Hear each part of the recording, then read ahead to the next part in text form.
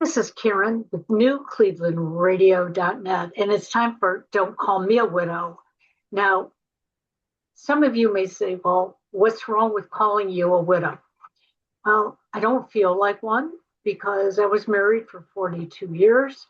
My husband died unexpectedly, but I don't feel like he's totally gone. He is still with me. He's still on this journey as I move forward.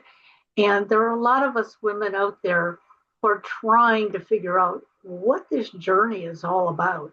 Uh, I know growing up, I had this sense that a widow was somebody who was dressed in black, sat on a chair, and just waited her life out. And that's really not true. So I'm out there meeting new people. One of the new people I've met is Donna Burr, who um, when I read your post on Facebook, Donna, it got me a little excited to know that, hey, I'm not the only one who wants to live my life. Um, and I also read what you wrote on Father's Day, which was very poignant, which you want your husband here, but you also understand how you have to keep going without him here. And I think that's important because I don't think our special people would want us to have died along with them. So, Donna, give me a little background. I know you've been on this journey a little longer than I have. How do you make it work for you? It was a struggle. It took me 3 years to get to a point where I stopped worrying that I was not grieving enough, grieving too much, um, moving forward too fast, not fast enough. You worry. I have two daughters, so I was always worried. What are they thinking or what are they feeling? Um, my therapist, I will tell you, she's a wonderful person, and I thank her for a lot of it. Um, Once I got to a point where I could start thinking about a future because I'm sure you feel the same way. There was no light at the end of any tunnel for me. Um, Many of days you're like, I just wish I could just go because this is so hard. Um, but once I realized that, he spent his entire life with me. We made plans for retirement. And if I don't move forward, then I'm really not preserving his memory in the way that he would want it to. Sure. So that was a turning point for me. And I started doing things that we talked about, going places, going on trips, um, so that I could share those with him. I took him with me. I spread ashes here and there, so that helped me. But I still struggle. There's still times when I think, what do people think? Do they think this or do they do that? Are my children upset? So I don't know that that part ever goes away. I don't think it ever does because, I was at an event on Monday evening and there was a couple there at the table, and most of us were widows except for this one couple. And I had this pang of jealousy. And the pang of jealousy came about when I saw him rub her shoulder. And I thought, wow, that would have been my Richard. He would have sat at a table with a bunch of women and he would have showed just slight affection for me. And as much as I felt that pang of jealousy, I was ecstatic to remember my great memory and to say, I'm glad they have that.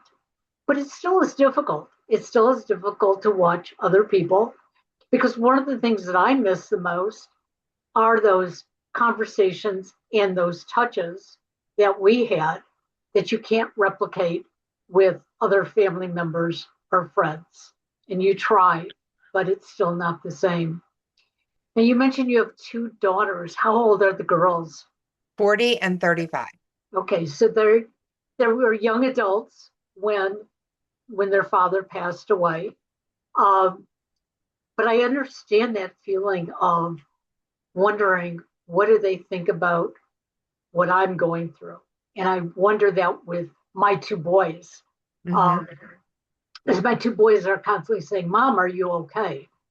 And when I tell them that maybe I'm not okay, the worry that comes, or them telling me how they're not okay.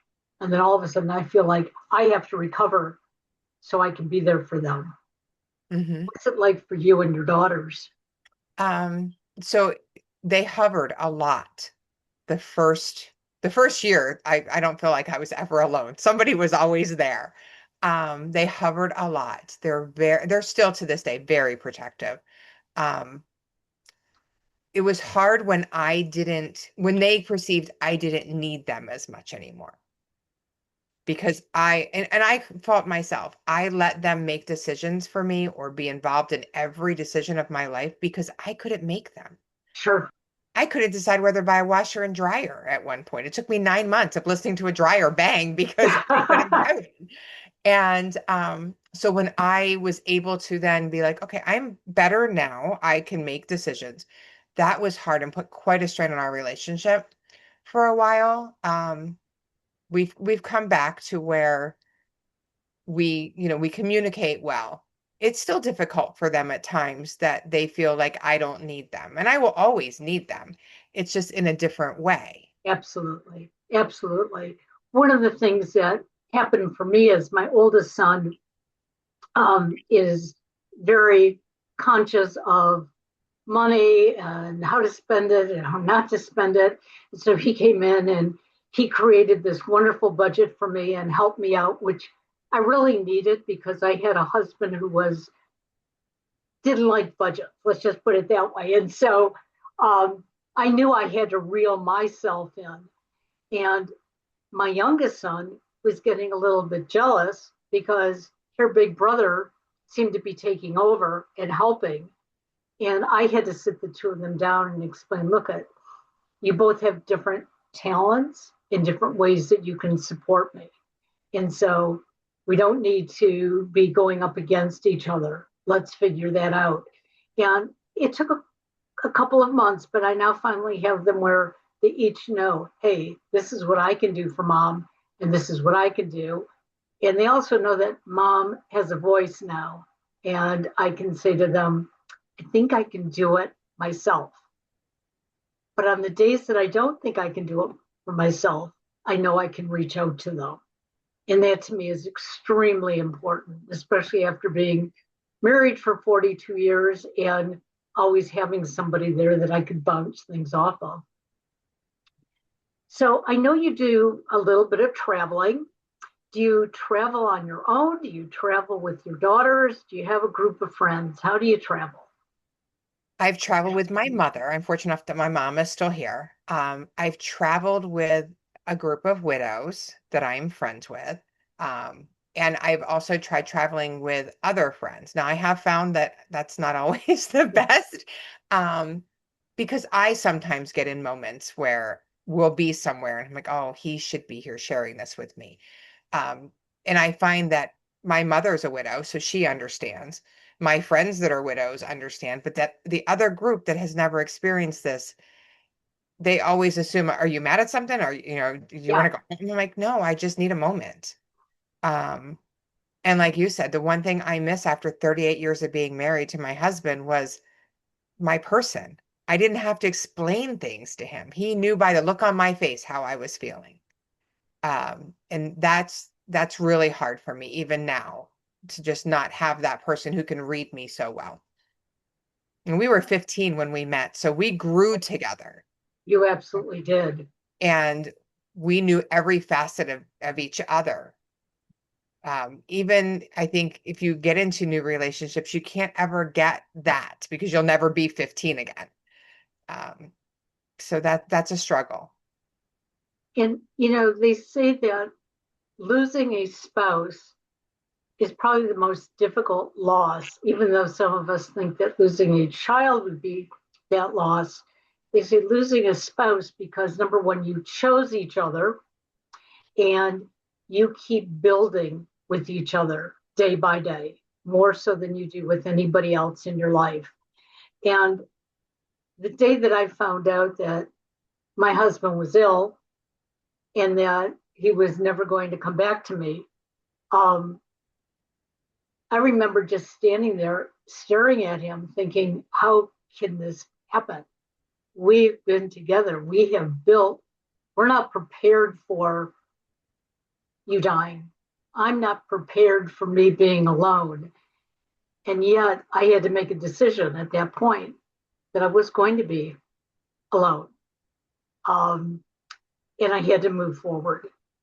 And many of my friends who've not been through this did not understand how I started making decisions right from the beginning, which is different from a lot of people.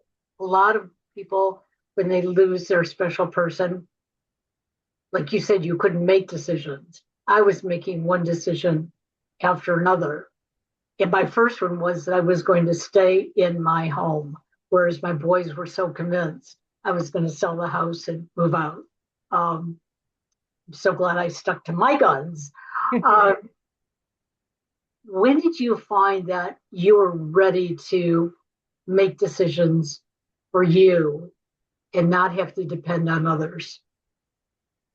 I was almost 3 years past the day that he died before I felt confident enough that I didn't have to ask permission or get reassurance.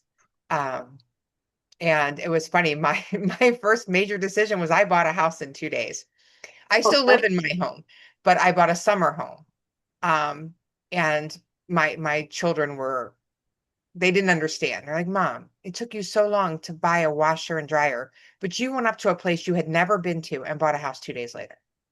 And then I knew I could trust myself. And it's now been 6 months since I've had that house. And I know that was the right decision for me. Uh, it's a place that's mine. So when I need to get away from the memories or the feelings, I can go there. Absolutely. So yeah, it was 3 years before I really felt that I didn't have to keep asking my financial person if I was okay, or going to daddy and asking things. That's what it felt like. Um, so yeah, and now it's 4 years, and I think I can make probably 95% of the decisions on my own. I still go to the girls for input, but not necessarily for them to tell me yes or no, but to get their feelings. Sure. Absolutely. One of the things I did almost from day one, my husband was a pack rat, to the point of we shared my office, and his side of the room I just couldn't stand. I mean, it was piles of stuff. And I would ask him constantly to clean it up, and he'd go in and he'd take out a few papers and shred them, and then the pile would go back up. And I knew most of the stuff on there, and in the closets and in the drawers was just stuff, not even anything that was all that important. And so that was one of the first things I tackled. I knew I needed to purge the junk so I could have my space. And it wasn't taking him away, because one of the things I did to bring him back in here was I brought in more pictures of him. I brought in more little objects that reminded me of him. But I cleaned up this office to the point that it's neat. I can walk in here, I can breathe. Whereas for 16 years that we shared this office, it was horrible for me. And he knew it. But every time I would say, let's clean things up, he'd go, why? I may need that. Now, some of the funny things I found, and I wrote about this today in my blog, is I found some McDonald's receipts that went back to the 1970s. Oh my goodness. So that's what I say. He was a pack rat. Anything that he had, he just saved. He may need it. And it was like, you know what? I don't think he'll ever be mad at me if he figures out that I threw this stuff away. I kept the important stuff. When you decided to buy this house that's yours, your name, you pick it out, did you sort of think about what would my husband think? Yes. And I struggled with that. Um, you know, it wasn't a necessity. And well, my husband was similar to yours. He didn't really have a budget, but I knew going forward, right? He wasn't going to be here. He wasn't working, so I should be conservative. So I did struggle with that, and plenty of nights sitting there asking him, like, what should I, am I crazy? I mean, a little late now, but am I crazy? And, in my daily life, I still pause and think, what does he think? Or what would he say? Um, and I touched on that, on Father's Day and the anniversary of when he passed with, he was the person we all went to. He always knew what to say and what to do. So even now, yes, I still look for his approval. I still hear his voice in my head. Well, and I think any of us who have had that relationship with our partner, whether we want to admit it or not, we still are listening to their thoughts. I mean, again, you were married 38 8 years. years. Okay. So that's a lot of years to be sharing each other's ideas back and forth, to be hearing each other's opinions. Um, and so it's not something you easily forget. And uh, I know that I've been thinking about going up to visit my brother in Michigan, and I hate driving on the freeway. So there's no good way to get up there. I have to drive on the turnpike. And every time I think about it, I get in a cold sweat. And this past week, I've worked myself up, and my migraines got really bad. And yesterday I was lying in bed trying to figure out where this headache was coming from. And I realized that I'm worried about driving up to Michigan. And so I had this conversation in my head with my husband about, what do you think? And all I heard him say was, you hate driving. You will end up with another migraine. And so what I've decided to do, as silly as it seems, when I go to Michigan, I am flying to Michigan. Why go visit family and be ill once I get there? I know how to do it the right way. But then again, I hear myself saying, wow, look at all that extra expense you're spending. But you got to balance it. Mm-hmm. So, listen to those voices, because those voices really are there to help you out. So, Donna, it's been 4 years. People ask me this question all the time. I sort of know the answer, but I want to hear it from you. Do we ever get over this? No, no. My life has changed tremendously in the last 4 years, good and bad. And I don't know that I have a memorial fund for my husband, and we help other fallen motorcyclist families with funeral cost. And on Saturday, I got to meet one of the women at our event, and I don't usually get to meet the family, circumstances, obviously.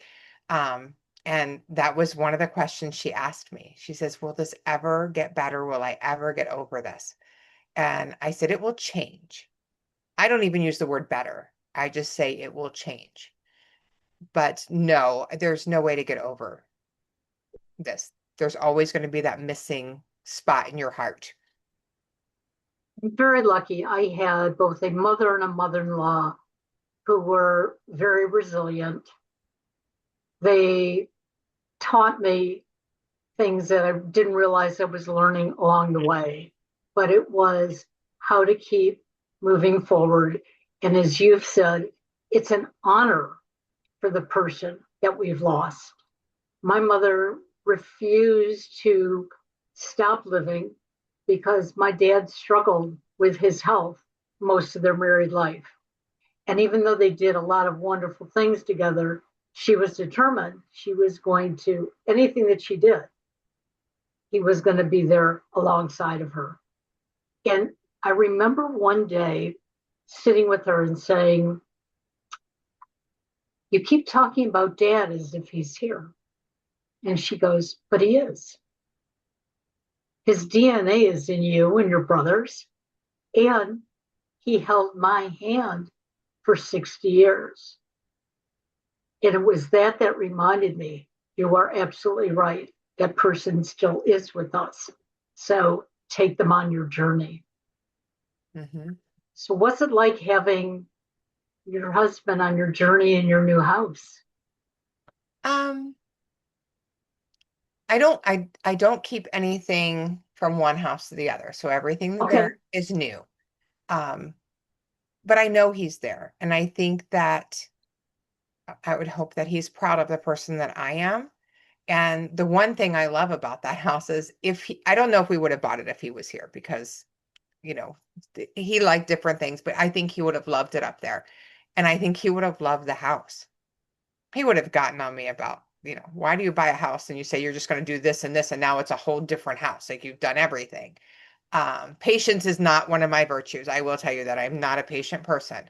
Um, but when I look around, I still see and feel him, even though everything is a reflection of me. But he made me, like I said, from 15 on, he made me the person I am.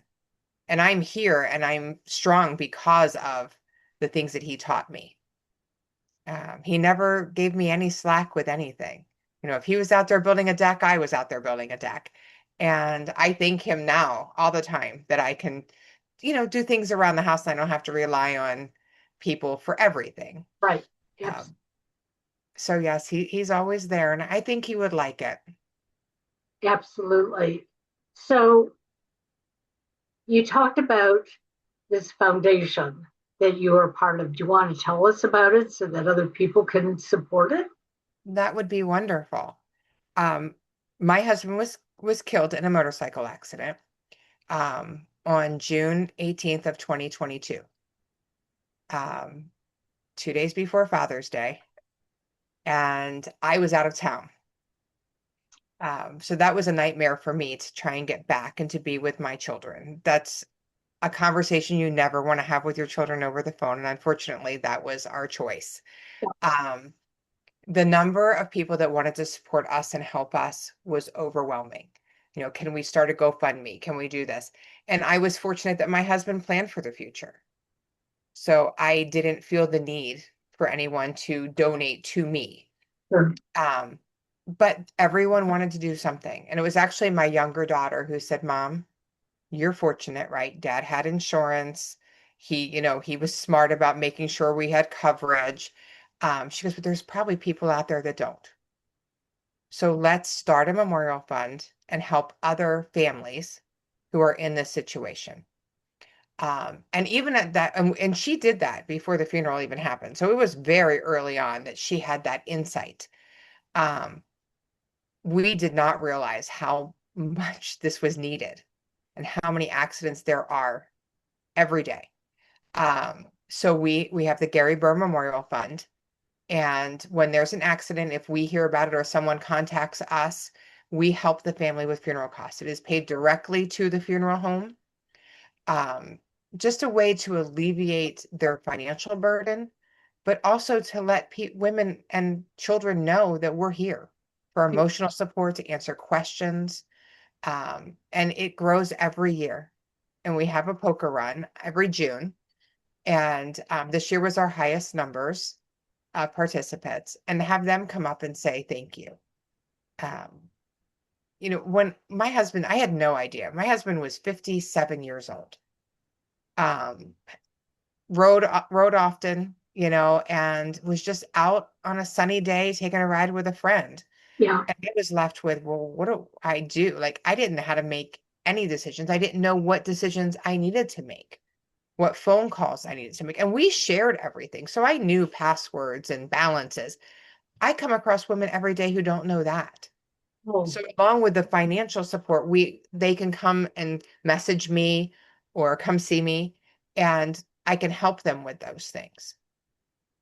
And it's a way of keeping his memory going. you know, your comment about how many women don't know saddens me because that's what happened when my brother passed in September. Now, his daughter and I knew more than his wife. Um, when we got together and we said, let us get into his computer, let's find out certain records, she was appalled because she didn't know. Mhm. And it was just the difference in their relationship. My brother was very open with me, extremely open with his daughter. So my daughter even knew when he went into cardiac arrest that he had a DNR. And after trying to bring him back 3 times, she finally had to say to the doctor, please, no, because he was already, in theory, brain dead. The Mhm. wife didn't even understand this. Um, my thing that I keep pushing with all my clients is please have conversations. Please get the information that you know. You don't know which of you is going to go first. Okay. And my husband and I, we had a list of all of our passwords. The only password I didn't have was for an iPad, which he very rarely used. And occasionally he would take it out and use it to take pictures. And I had to go to Apple to retrieve that password out of all of them. And there were only 3 pictures on there, and not even 3 pictures that I cared about. But I now have the iPad. Um, Share that information. It is extremely important. But your organization is extremely important because not everybody has the ability to have the life insurance that they might need. Mhm. I've heard of many, many families, especially when somebody passes away in their 40 or 50s, they thought they still had enough time to buy life insurance. Mhm. Life insurance really should be bought when you're young, but Yes. whatever. Um, Having some sort of support for the people that you love is extremely important. And I'm grateful that my husband was proactive in that way and that I was totally aware. Do you have any suggestions for somebody who maybe today is just finding out that their life has changed? They're on a path that they don't want to take, but they're now part of this sisterhood or brotherhood if they happen to have lost their wife. Take the time to grieve. And I know sometimes that's hard, especially if you have younger children and you want to be strong for them, but you have to take the time to grieve.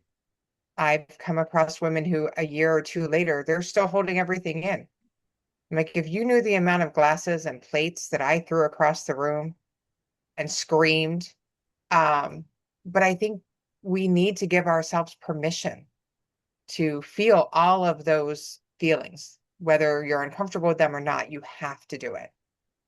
You cannot move forward without getting some of that out. And there's still times, like I said, 4 years later, I'll still throw a glass every once in a while because things are frustrating. Um, the other thing is you have to give other people grace. People are going to say really, really dumb things. And I used to get very offended um, and upset. Now I know they just don't know what to say. Um, We probably have done the same thing ourselves. yes, But yes. When you don't know what to say, sometimes you just blurt out the first thing that comes to your mind, and it may or may not be appropriate. absolutely. Um, but they're probably my two most important things: is give yourself some time to grieve, um, and lean on people.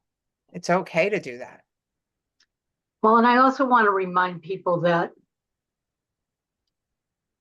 if you don't cry, it doesn't mean you're not grieving. Something I had to learn.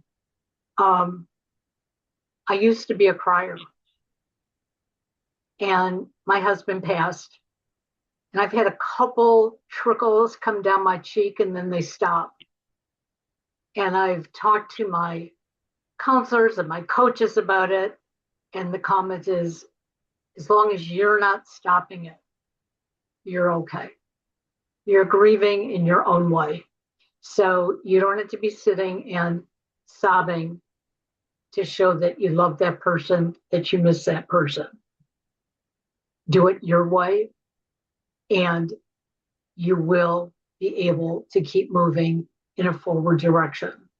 Yes. And I love the comment too that you made about meeting up with people who have been through or are going through your life journey, because they do understand us better.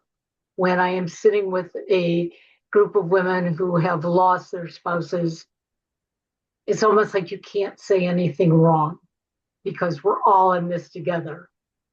But I have been around some of my friends who have never been in a group with women who have lost their husbands, and they'll look at you a little strangely like, really? You're laughing about that? Or you feel like crying right now?